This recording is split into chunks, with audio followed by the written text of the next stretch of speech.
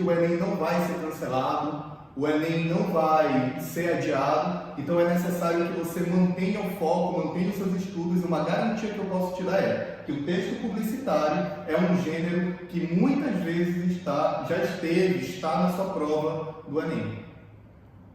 Bom, vamos falar um pouquinho então sobre a competência de área 7. Então, o nosso trabalho ele vai ser guiado pela matriz de linguagens, tá? E nós vamos elencar, nós vamos destacar para falar de texto publicitário a competência 7. Não interessa agora, nesse primeiro momento, ler para vocês aqui as habilidades. Interessa que você faça uma análise e tente entender como é o processo. O que é que o Enem espera de você ao colocar um texto publicitário para você analisar?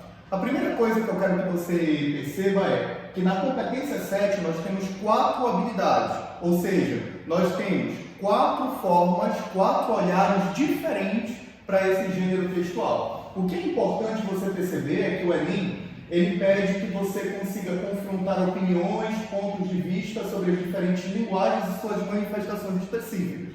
Entenda que o texto publicitário, como gênero textual, é uma manifestação da linguagem. E aí o Enem ele nos orienta sobre 4 olhares que nós podemos ter sobre o texto publicitário. Para iniciar a contextualização das habilidades, eu vou colocar para ti o primeiro texto publicitário. Vamos lá. O primeiro texto publicitário que a gente vai trabalhar é esse aqui. É sobre doação de órgãos. Perceba uma coisa interessante. Aqui você tem a imagem de 2 órgãos vitais, essenciais à vida, que são os pulmões, aqui à esquerda, e o coração à direita. Só que para causar o efeito de sentido, causar aquele choque, aquele impacto no interlocutor, perceba que ele representou os órgãos, né, do corpo humano como sacos de lixo. Então a ideia é, quando eu digo pare de desperdiçar vida, doe órgãos, nós temos um jogo de linguagens. Primeiro, a gente tem uma relação entre o não verbal é o imagético, é a imagem, e o verbal, que é o texto escrito. Então, quando eu leio pare de desperdiçar vida, aí eu entendo por que os órgãos eles foram representados como se fossem sacos de lixo. Porque muitas vezes pessoas estão ali precisando, pessoas precisam continuar vivendo, mas órgãos que poderiam ser doados muitas vezes são enterrados, não ajudando essas pessoas. Então perceba que para a gente fazer a análise desse texto publicitário foi de suma importância entender como o imagético não verbal ele contribui para corroborar. Se você não entende corroborar, é confirmar o escrito. Então a ideia do lixo ligado ao desperdício. E como todo texto publicitário vem aquele apelo. O apelo é doe órgãos. Bom, por que eu te mostrei esse primeiro texto? Vamos voltar para a matriz de referência.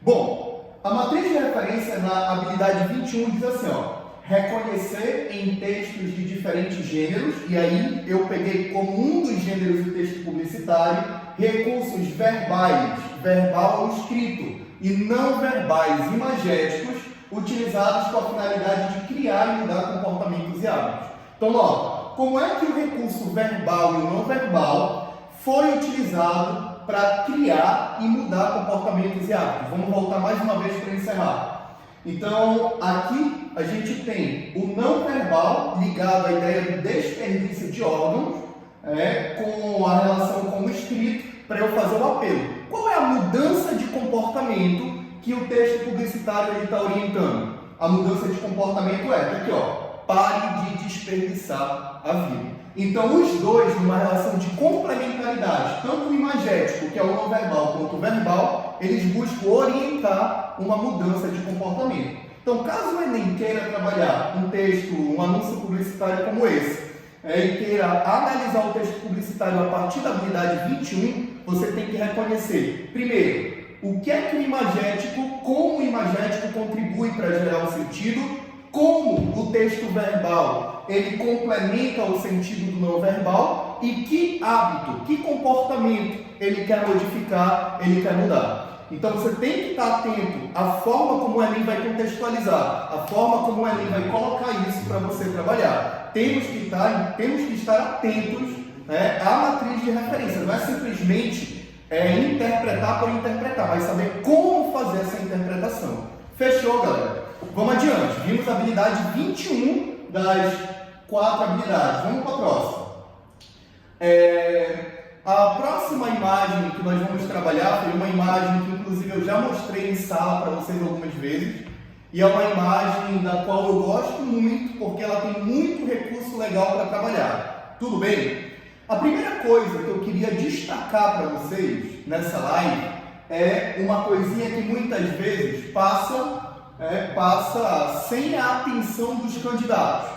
Isso que aparece aqui embaixo é a fonte. E a fonte não pode ser deixada de lado. Por quê? A fonte aqui ela me dá 3 informações importantes. Primeiro, onde o texto foi publicado, ou seja, a localidade, aqui é o suporte, é o meio em que ele foi publicado, São Paulo, a localidade e a data, dezembro de 2002. Então perceba, 3 informações importantes. Primeiro, suporte. Se você não consegue ler, não tem problema, porque eu vou ler para você. Na fonte diz assim, Nova Escola, São Paulo, dezembro de 2002. Não tem problema. Primeiro passo, suporte, que é onde foi publicado. Foi publicado na Nova Escola. Você sabe o que é a Nova Escola? Para quem não sabe, a Nova Escola é uma revista de caráter pedagógico. Na maioria das vezes, essa revista ela é lida por pedagogos, por professores. Então, o conteúdo ele é de caráter pedagógico, voltado para professores. Então, provavelmente, se eu tenho um suporte que é uma revista para professores, o público-alvo, a princípio, e hipoteticamente falando, porque eu preciso confirmar ainda isso, são os professores. Então, primeira coisa, pela fonte eu identifiquei o público-alvo. Segunda coisa, foi publicado em dezembro de 2002. Às vezes a data, ela nos ajuda a entender o contexto histórico, o contexto político, o que estava acontecendo na época, e aí é importante a gente verificar isso. Bom, trabalhamos a fonte. Agora vamos trabalhar o conteúdo do anúncio. Primeira coisa, ao trabalhar o conteúdo do anúncio, quem foi o responsável por esse anúncio? Aqui embaixo você encontra. Quem publicou esse anúncio foi o Ministério da Educação. Então vamos lá, o Ministério da Educação vai ser o produtor, nós vamos chamar assim, produtor. E o público-alvo? Já vimos, os professores. Agora, qual é a intencionalidade desse anúncio? Veja, livro é gênero de primeira necessidade. Livro é para levar para casa, é para a criança ler com a mamãe, o papai, a vovó, a família toda. É um objeto para ser amado pela criança. Para a criança dormir abraçado, escrever seu nome nele, colorir suas figuras, usufruí-lo. Então aqui a gente consegue perceber, pelo apelo que é feito, deixa a criança viver com o livro, com o que acabamos de ler, que é um anúncio produzido pelo Ministério da Educação, voltado para professores e pedagogos que tem a função de incentivar a leitura. Então aqui eu consegui identificar público-alvo, produtor, a opinião que está sendo colocada aqui, a intencionalidade discursiva, que é estimular, incentivar a leitura. Olha o verbo, incentivar a leitura, estimular a leitura, promover a leitura, fomentar a leitura. É importante a gente ter esse repertório aí de sinônimos. Bom, mas o que tem a ver a imagem? A imagem, que eu acredito que você consiga ver muito melhor do que o texto verbal, apresenta um personagem da literatura, infanto-juvenil, que é o menino maluquinho.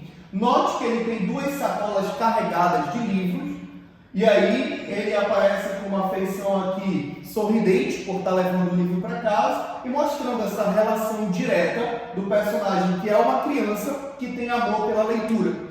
Então, essa relação do imagético para incentivar a leitura por meio de um personagem conhecido na literatura infanto-juvenil da época, ajuda a corroborar o objetivo textual. E para finalizar esse anúncio, note uma coisa, aqui embaixo está bem pequenininho, mas eu vou ler porque é importante também.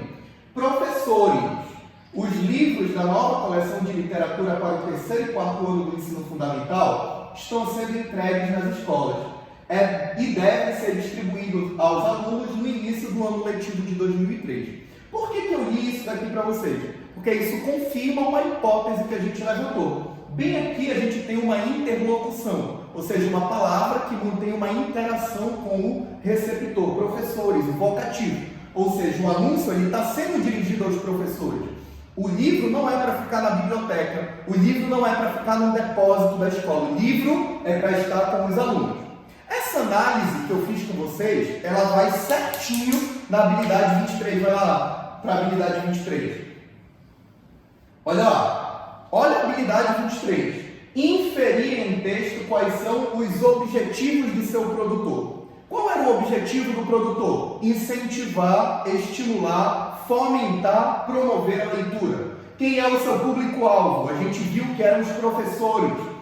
Pela análise dos procedimentos argumentativos utilizados, a imagem do menino maluquinho e o apelo para que a criança viva com o livro, que foi o procedimento utilizado. Então perceba que a gente contextualizou a habilidade 21 e 23 de formas diferentes, mas trabalhando o mesmo gênero textual, que é o texto publicitário. Professor, mas a pergunta é, o senhor pulou a 22? Não, deixa a 22 de stand-by aí. Vamos para mais um texto publicitário. Bom, passa esse, por favor. O próximo texto publicitário que eu quero trabalhar com vocês é esse aqui, ó. A gente tem aqui duas propagandas, tá? Que eu considero super interessantes. E o que eu queria mostrar para vocês é um jogo de sentido que é feito aqui para poder sensibilizar, para poder conscientizar. O primeiro, ele foi publicado pelo município de Vicente Lopes. Aqui a gente tem um texto em inglês e ele estava tentando sensibilizar a população, conscientizar a população sobre os danos que certos produtos que parecem ser inofensivos causam à vida aquática, à vida marinha. Aqui você tem primeiro a imagem de um canudinho, tá vendo? O que para nós é um simples canudinho inofensivo, embaixo d'água pode gerar um dano terrível para essa vida marinha. Por isso aqui, ó, veio em inglês uma frase que dizia "The damage is greater underwater", ou seja, os danos são maiores embaixo d'água. Ajude a manter os rios limpos.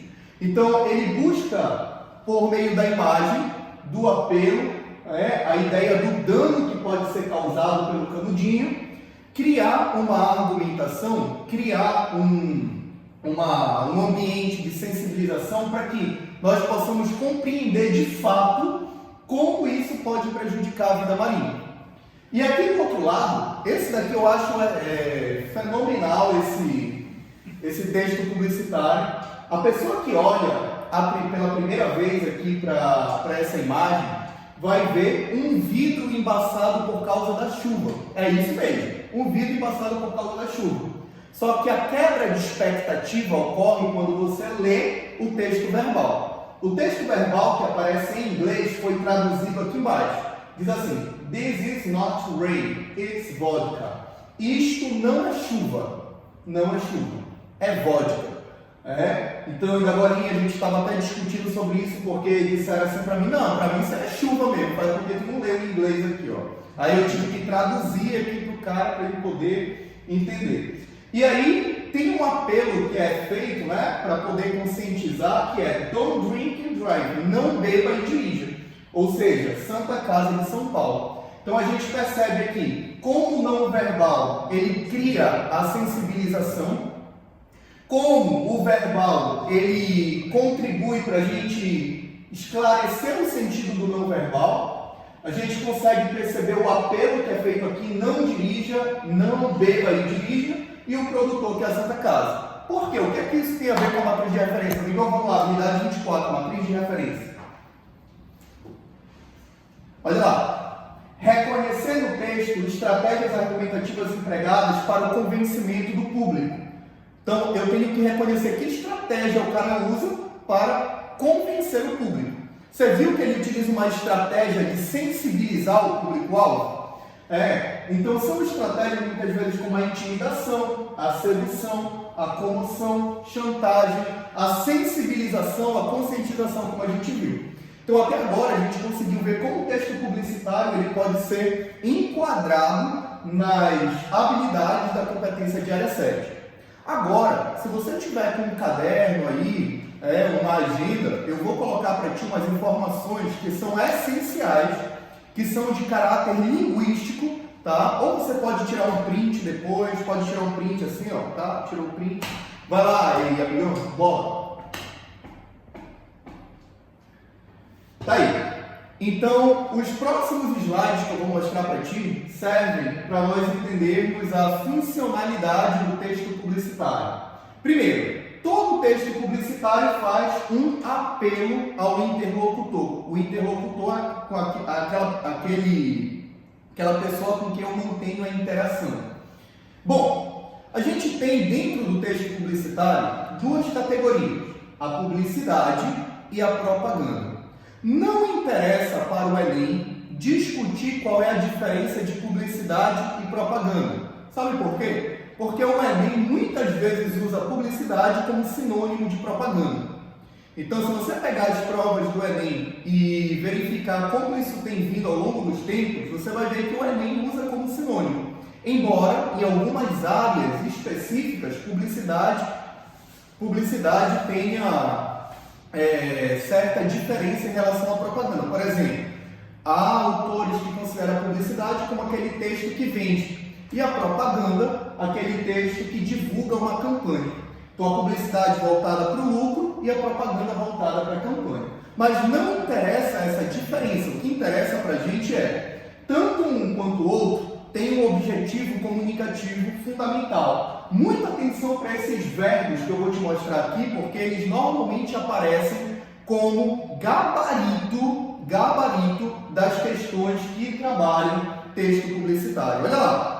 Na alternativa certa, quando a gente pergunta sobre objetivo comunicativo, intenção comunicativa, você tem um texto publicitário, ele busca influenciar, persuadir é a mesma coisa que influenciar, convencer, mudar hábitos, mudar comportamentos. Então, esses 5 verbos que eu mostrei para vocês, eles são essenciais para você compreender o objetivo do texto publicitário. Bom, o texto publicitário, para ele convencer, ele precisa fazer um apelo. E esse apelo é feito por meio de verbos de caráter apelativo e no modo imperativo. Então, quando eu digo assim, ó, doe órgãos, beba Coca-Cola, deixe a criança viver com o livro, não beba e dirija, eu estou utilizando verbos no modo imperativo, são verbos de caráter apelativo. E nós aprendemos, antes de as aulas paralisarem, que existem as funções da linguagem. O Enem ele pode cobrar isso aqui de você. Ou seja, a função da linguagem presente no texto publicitário, quando busca convencer, mudar hábitos, mudar comportamentos, é a função apelativa ou conativa do Jacobson. Não confunda a palavra conativa, que vem de coagir, que vem de apelo, que vem de mudança de comportamento, com a palavra conotativa, linguagem conotativa ou figurada. Não confunda os termos, tá? Então, tire o print disso daqui, anote isso daqui, porque é muito importante para a sua prova. Adiante. Quais são os recursos da linguagem que os anúncios eles costumam empregar? Nós temos, além da função conativa, que tem a ver com o objetivo, quando eu falo de recurso, a gente vai ter a função poética. O que é a função poética? A função poética, assim como a função conativa, fazem parte das 6 funções da linguagem do Jacobson. A função conativa é aquela que faz o apelo. A função poética trabalha com o conteúdo da mensagem. Ou seja, existe função poética quando eu dou ao texto um tratamento estético. O que é um tratamento estético? É quando eu faço jogo de som, jogo de imagem, jogo de ideia, de palavra e de conceitos.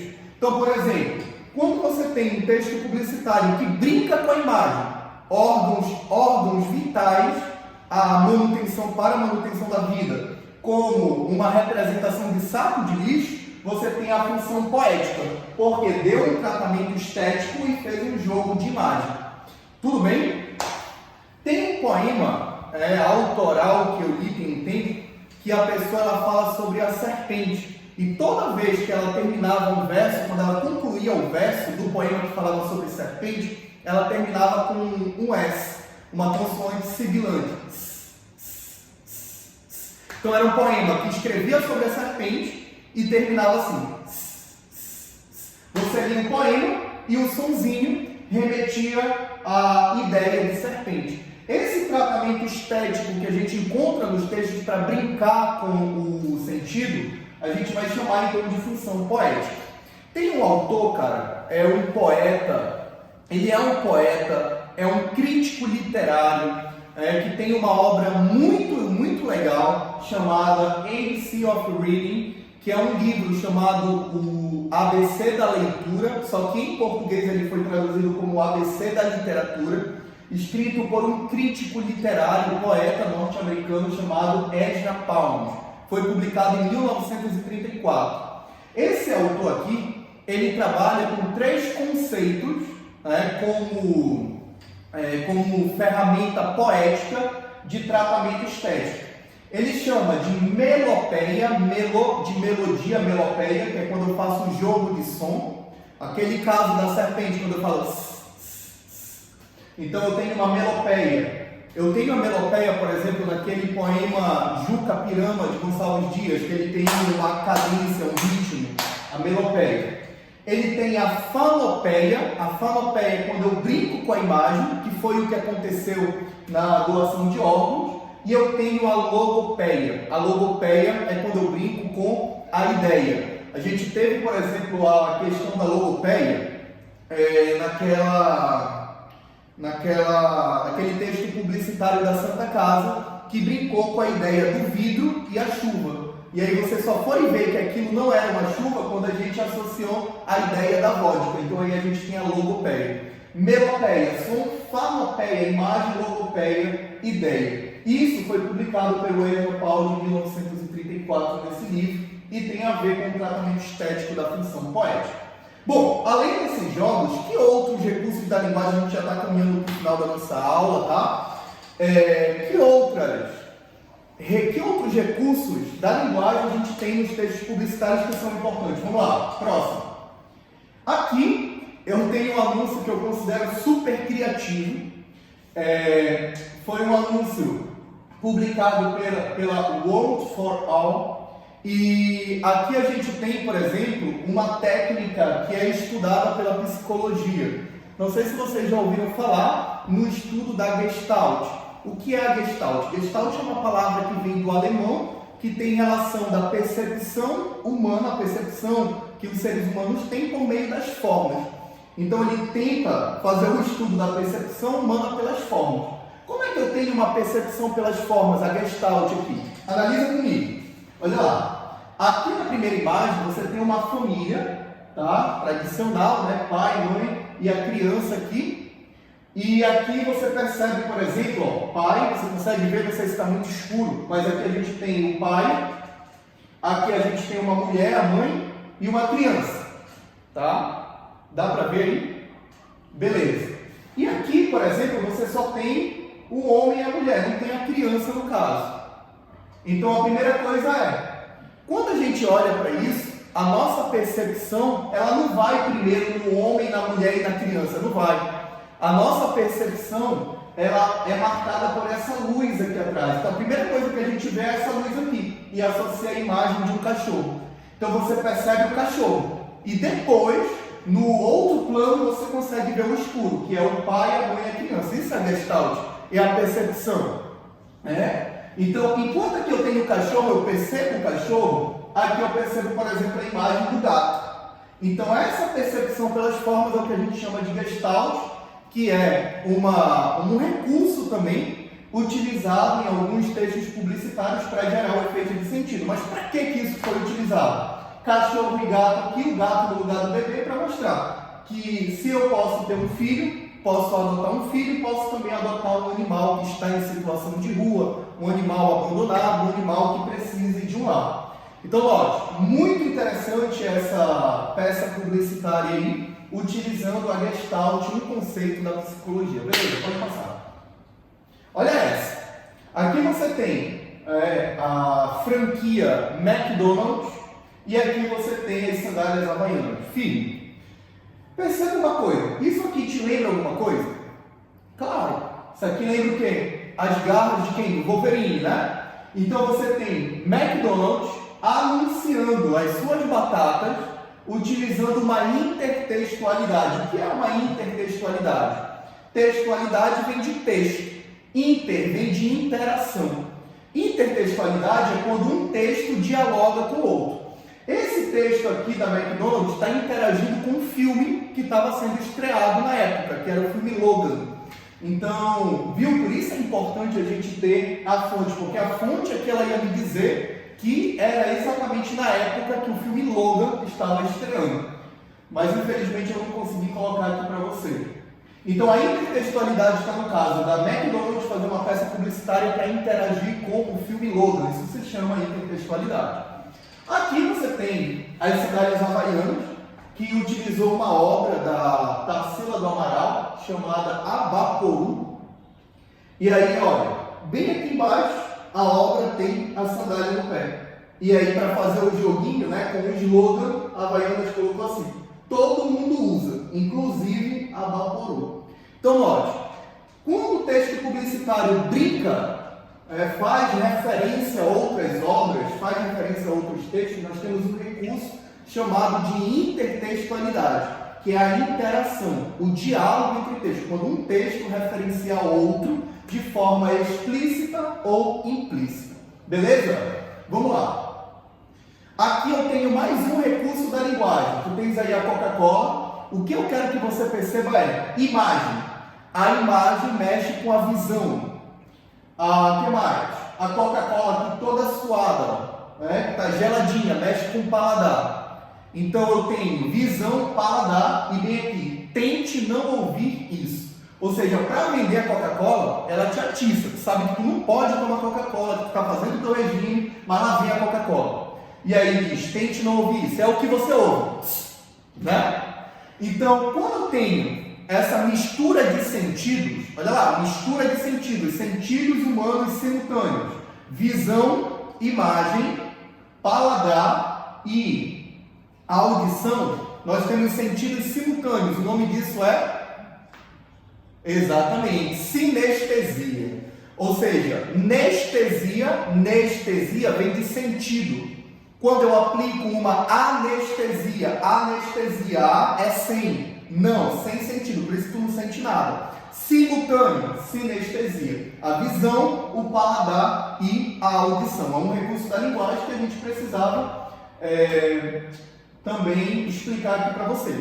Pode passar. Aqui a gente tem, como o Enem, ele cobrou isso ao longo do tempo.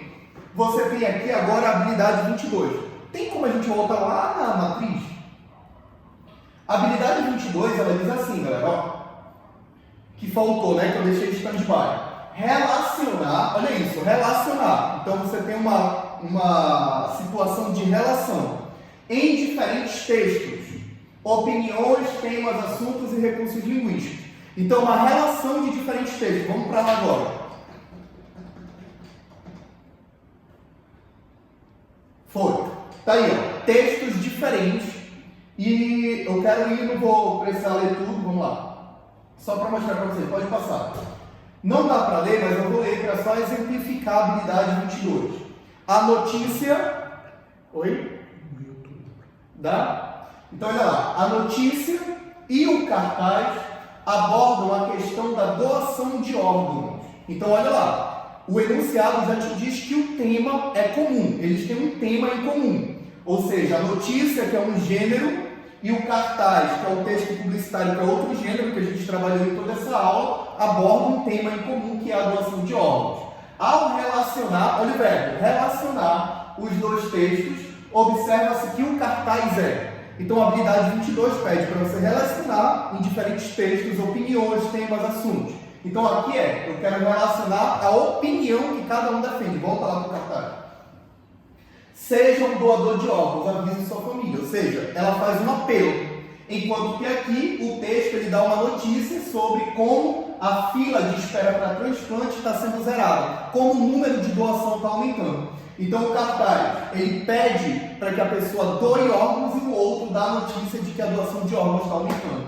Qual seria a resposta então? Vamos lá. Seria a letra B. Seria uma relação de complementaridade. Ele não é contraditório, não é redundante, repetitivo, não é indispensável porque a notícia fica incompleta sem o cartaz, não é isso. E não é discordante, eles são complementares, pois a notícia diz que a doação de órgãos cresceu e o cartaz solicita doações. Então, estou te mostrando como funciona o processo, você entender como isso funciona dentro da matriz de referência do Enem. E para encerrar nossa aula, passa aí. Essa daqui já veio no Enem, a gente vai ver em outro momento, mas eu criei para vocês especialmente uma questão inédita. Vamos ver. Pode passar. Tá aqui. Essa questão aqui eu criei para você, tá? Eu peguei uma imagem da Dove e o que a gente tem aí? Você tem uma personagem muito conhecida da família Simpson, a Marge Simpson, e note uma coisa interessante, a Dove, ela vem dizer para Marge não usar os seus cachos, alisar o cabelo. Ou seja, primeiro, a gente tem um padrão de beleza, né, sendo promovido aí, e a gente tem a divulgação de um produto, uma publicidade aí. Olha o que diz aqui, com base nos elementos linguísticos é aquilo que a gente pode ver e ler, isso é o linguístico, e extralinguístico, que vai além daquilo que a gente pode ler, seja verbal ou não verbal.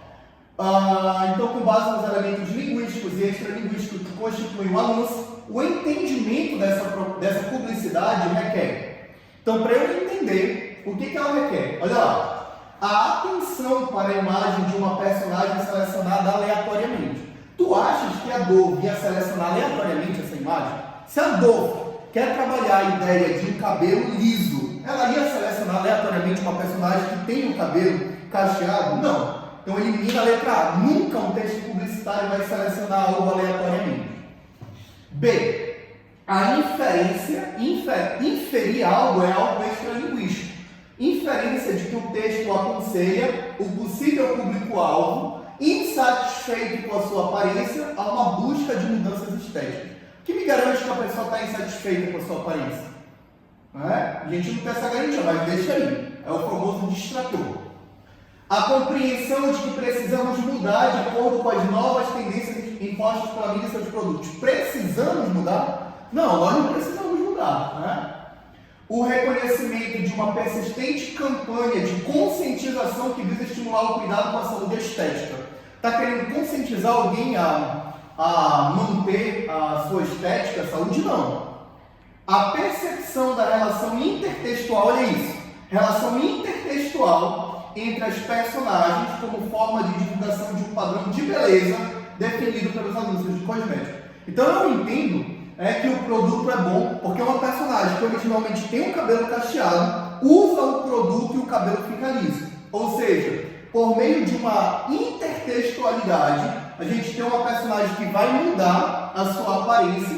É uma forma de divulgar um padrão de beleza pelos anúncios de cosméticos e pela mídia. Ou seja, eu não tenho uma pessoa que eu posso garantir que está insatisfeito, mas não. Uma intertextualidade que tenta orientar um padrão de beleza divulgado pelo anúncio de cosméticos. Pô, galera, é isso, cara.